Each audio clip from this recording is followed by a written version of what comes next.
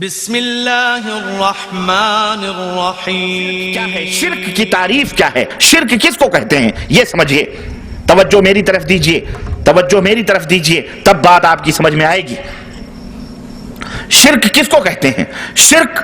اللہ وحدہ لا شریک کی ذات، اللہ عز و جل کی جو ذات پاک ہے اس کے اندر، اس کے صفات میں، اس کی عبادت و بندگی میں، اللہ کی ذات میں، اس کی بولو صفات میں، اللہ عز و جل کی عبادت اور بندگی میں. ایک تو اللہ عز و جل کی ذات ہے، دوسرا اللہ عز و جل کے صفات ہیں، اس کے اسماء اور صفات ہیں، اور تیسری چیز وہ کارکرم، وہ اعمال جو ہم کرتے ہیں اللہ عز و جل کی بندگی کے لیے، وہ عبادات، اللہ عز و جل کی الوہیت جو ہے، عبادات جسے ہم عبادت کہتے ہیں، جسے ہم بندگی کہتے ہیں، ان تینوں چیزوں میں کسی ایک کے ساتھ کسی بھی مخلوق کو، چاہے وہ مخلوق بڑی سے بڑی کیوں نہ ہو، چھوٹی سے چھوٹی کیوں نہ ہو، ذرہ کیوں نہ ہو، اور کوئی نبی یہ مرسل کیوں نہ ہو، کسی کو بھی شریک کرنا، کسی کو پارٹنر بنانا، کسی کو بھی ساجی بنانا، یہ کیا کہلاتا ہے؟ شرک کہلاتا ہے.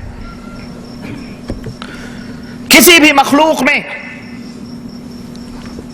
ما فوق الفطری اختیارات تسلیم کرنا. اب آپ کہیں گے یہ ما فوق الفطری کیا ہے؟ کوئی بھی مخلوق ہے، اللہ عز و جل نے اس کے اندر کچھ فطری طاقتیں رکھی. ہمیں اللہ عز و جل نے آنکھ عطا فرمائی ہے، اس کی فطری طاقت و قوت یہ ہے کہ ہم اس دیوار کو جو ہمارے سامنے موجود ہے، اس دیوار کو دیکھ سکتے ہیں، لیکن اس دیوار کے پسے دیوار کے پیچھے کیا ہو رہا ہے ہم دیکھ نہیں سکتے. اگر ہم نے کسی انسان کے اندر یہ عقیدہ رکھا، کسی مخلوق کے اندر یہ عقیدہ تصور کیا کہ وہ اس دیوار کے پیچھے کی حالات کو بھی جانتا ہے، یہی غیر فطری، یہی کیا ہے؟ ما فوق الفطری، فطرت سے بالا تر قوت تسلیم کرنا. آپ جب زبان سے کوئی بات بولیں گے، ہم اپنے کان سے سنیں گے اور اس کو سمجھیں گے، تب ہم جانیں گے کہ آپ کے دل میں کیا ہے. یہ فطری قوت ہے کہ جب آپ زبان سے بولیں گے تو ہمیں علم ہوگا کہ آپ کے دل میں کیا ہے. لیکن ما فوق الفطری طاقت، فطرت سے بالا تر طاقت یہ ہے کہ آپ زبان سے کچھ نہ بولیں، ہاتھ سے کچھ اشارے نہ کریں، آنکھ سے کچھ اشارے نہ کریں، کچھ بھی نہیں، ہم آپ کے دل کی بات کو جان لیں. یہ کیا ہے؟ فطرت سے بالا تر طاقت ہے کہ نہیں؟ اگر ہم نے یہ عقیدہ کسی مخلوق کے اندر رکھا،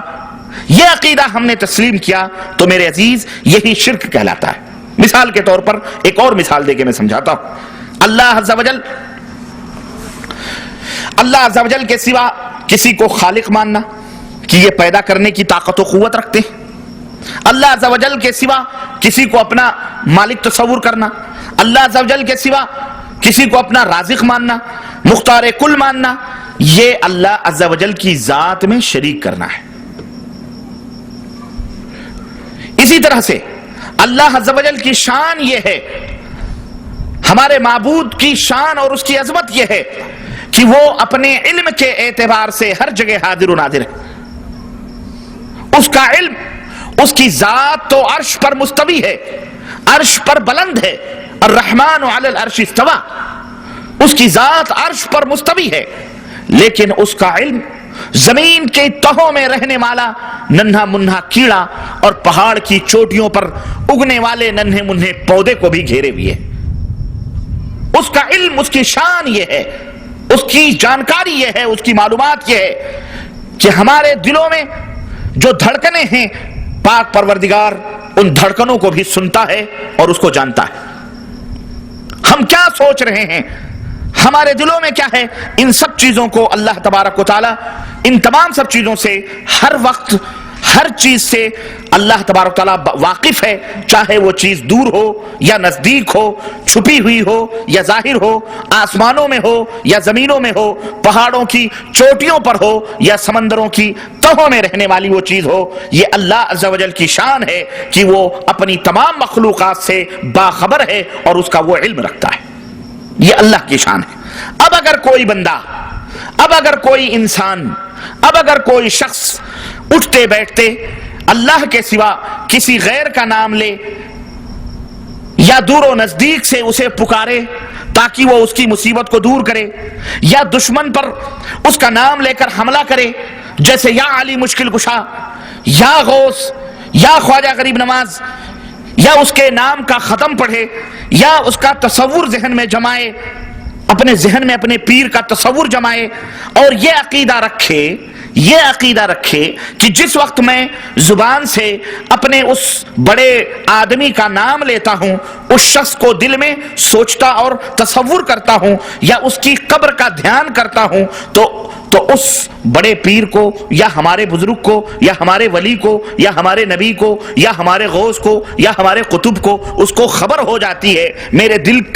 دل کی بات چاہے وہ دور ہو یا نزدیک ہو، وہ جان لیتا ہے، میری کوئی بات اس سے ڈھکی چھپی ہوئی نہیں ہے، میری صحت اور بیماری، میری موت اور زندگی، میری غم اور خوشی، اس کو ان سب کی ہر وقت خبر رہتی ہے، جو بات بھی میری زبان سے نکلتی ہے وہ اسے سن لیتا ہے، میرے دل میں جو خیال پیدا ہوتا ہے میرا پیر اس کو جان لیتا ہے، وہ ولی یا وہ بزرگ یا وہ مزار والا ہمارے دلوں کی دھڑکنوں سے ہمیشہ واقف رہتا ہے۔ تو ان تمام سب باتوں سے میرے عزیز اگر کوئی شخص عقیدہ رکھتا ہے تو اس سے شرک ثابت ہوتا ہے، اور جو آدمی یہ عقیدہ رکھے وہ اس کی وجہ سے مشرک کہلاتا ہے، اور اس شرک کو شرک فی العلم کہتے ہیں۔ اس شرک کو کیا کہتے ہیں؟ شرک فی العلم کہتے ہیں، یعنی اللہ تبارک و تعالی جیسا علم اللہ کے کسی مخلوق کے لیے ثابت کرنا، یہ شرک فی العلم کہلاتا ہے، اور یقینی طور پر اس عقیدے سے انسان مشرک ہو جاتا ہے، چاہے یہ عقیدہ کسی بڑے سے بڑے انسان کے اندر رکھے،